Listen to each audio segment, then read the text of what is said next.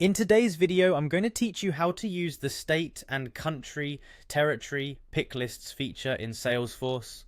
Whether you're new to Salesforce or looking to refine your skills, this walkthrough will help you manage geographic data with ease and precision. To get started, head over to your Salesforce homepage. Once there, locate the setup icon, which looks like a small gear.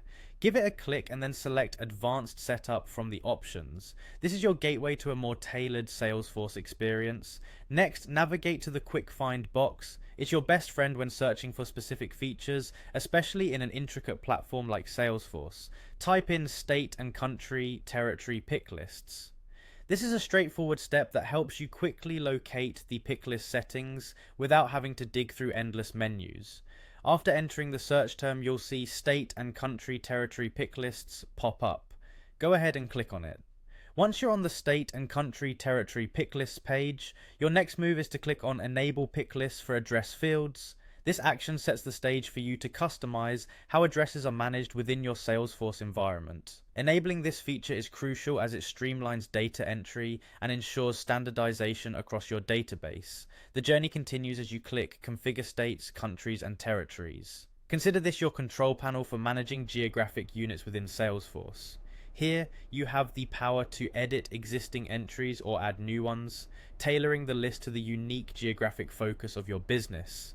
Managing countries involves deciding which ones you want to activate for use. For each country, there's an option to make it active, a choice that allows data imports using picklist values and visible, which enables users to select it in the user interface.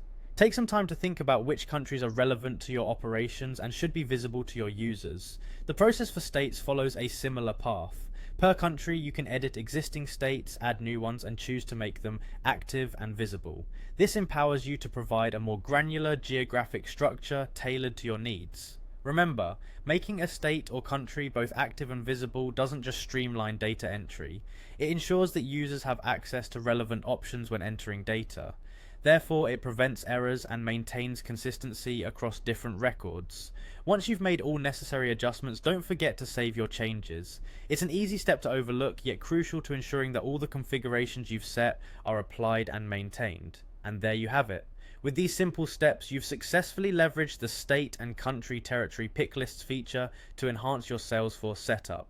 By enabling and configuring these picklists, you've taken an important step towards better data management and consistency. Thanks for watching, and happy Salesforce customizing.